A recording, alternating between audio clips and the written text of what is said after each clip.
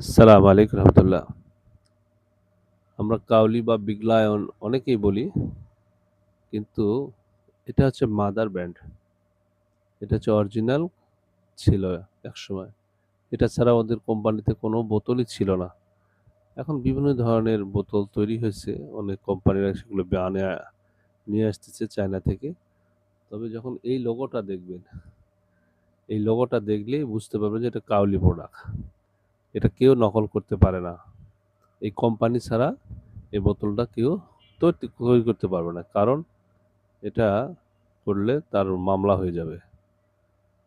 এইজন্যে চায়নাদার কোম্পানিগুলো এই লোগোটা কেউ চেঞ্জ করতে পারে না। বোতলগুলো চেঞ্জ করতে পারে, কালার চেঞ্জ করতে পারে, কিন্তু এই লোগোটা চেঞ্জ করতে পারে না।